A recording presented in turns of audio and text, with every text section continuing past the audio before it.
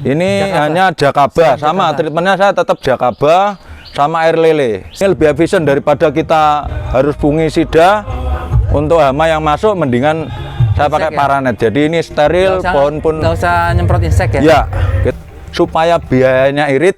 Kebetulan ini saya buat sendiri. Jadi kalau tiang-tiang kita pakai yang 0,75.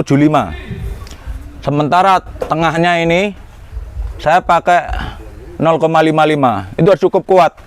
Jadi harus nyaman mungkin sehingga kita bisa melepas penat ketika kita pulang kerja, Om. Assalamualaikum Sobat Volonasya. Hari ini kami ada di kebunnya Om Mustaqim di daerah Jonggol. Nih, kita tadi udah ngobrol-ngobrol di halaman rumah beliau dan sekarang ada di kebun. Ini greenhouse beneran nih karena ada naungan atap dan juga ada insect net. Ini kreatif juga nih, dari Paranet dijadikan pelindung dinding. Oh, kita coba masuk ya. Bismillahirrahmanirrahim. Om, Assalamualaikum. Waalaikumsalam, Om. Ya Om, kita ada dari depan rumah ya Om ya, membahas yang pohon di depan rumah. Sekarang ini di greenhouse ya, ya. Di kebun bernaungan dan berdinding Paranet. Ini luasnya 7 meter kali 3, Om. 21 meter persegi. 7 meter kali 3 meter. Ini saya tanam 15 pohon. 15 pohon. Dan alhamdulillah sih semuanya produktif. Hanya ini kita buahkan secara bergantian. Yang sedang berbuah apa aja Om sekarang? Saat ini bergilir. Ini Baikonur. Ini Baikonur. Nah. Belum fresh ya. Ini Baikonur. Rontok Om. Ini juga. Ya, ini Baikonur semua ini yang pinggir. Bukan new atau yang Baikonur Om? Baikonur semua. Cuma ini memang kita tidak menggunakan kimia, masih sistemnya pun potas pucuk dan tidak kita kasih kalsium. Dan ini memang tipis Om, jadi banyak yang crack ini. Karena ini hujan. Gampang rontok apa? Oh enggak. Oh enggak ya? Kalau ini enggak, kalau dia posisi sehat aman. Aman ya. Aman, posisi sehat nggak akan rontok.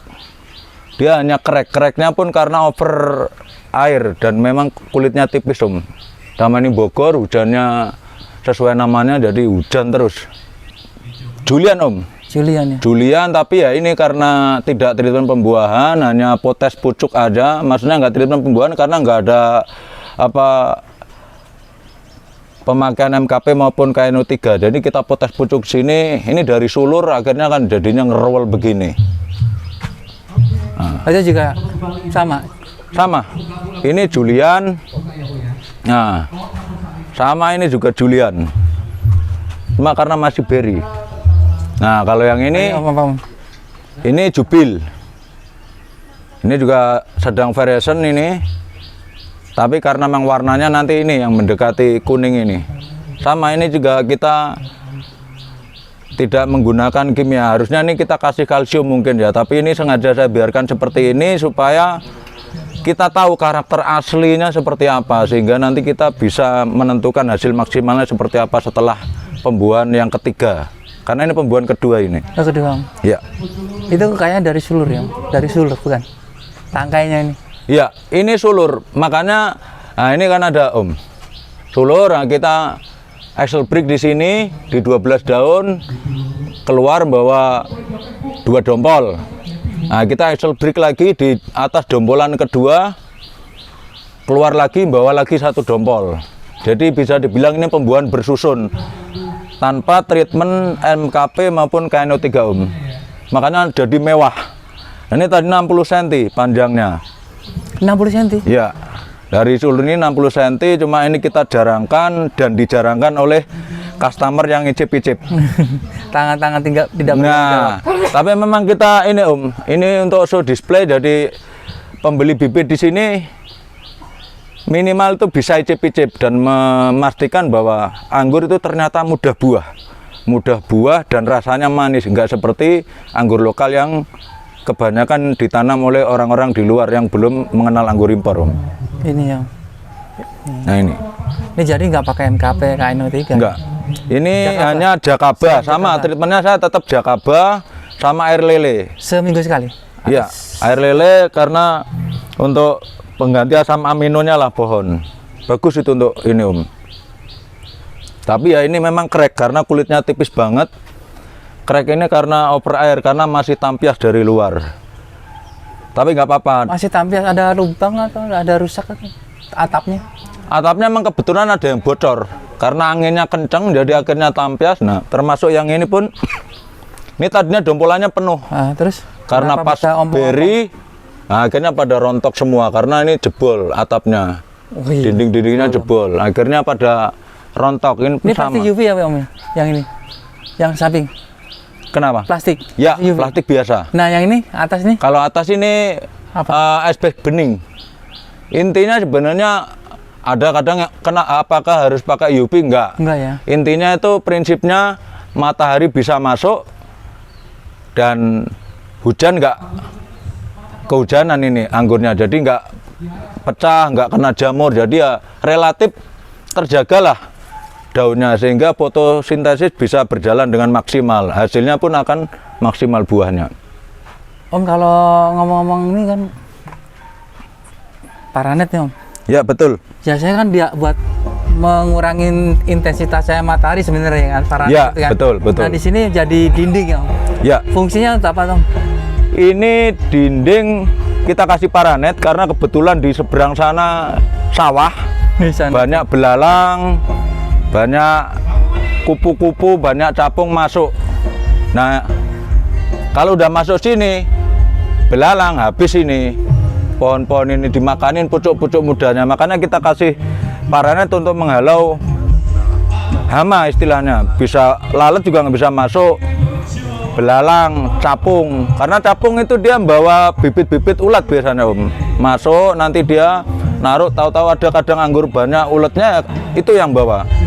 Walaupun dia nggak bisa terbang, ulet tahu-tahu di atas pohon itu kalau nggak kupu-kupu, capung atau tawon yang bawa. Makanya kita kasih paranet biar aman. Ini ya Om, paranetnya. Ini paranet itu ada ukuran-ukurannya nggak Om? Ya.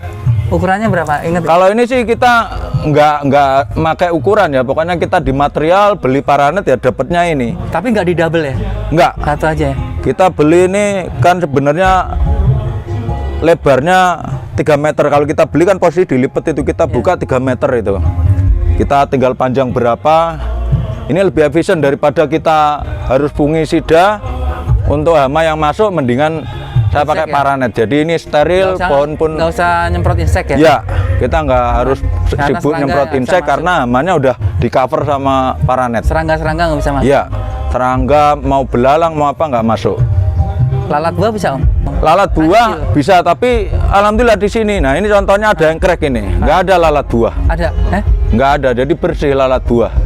Tapi nggak ada yang crack ya? Ada. Nah ini. Crack karena apa? Nah seperti ini. Kenapa itu? Contohnya crack, nggak ada buahnya, nggak ada lalat buahnya. Aman. Ada ulatnya ya? Iya, nggak ada ulatnya. Ini crack karena bukan karena kena jamur. Karena apa Om? Tapi karena over air. Oh, kelembapan. Kelembapan tanahnya, pH-nya terlalu tinggi.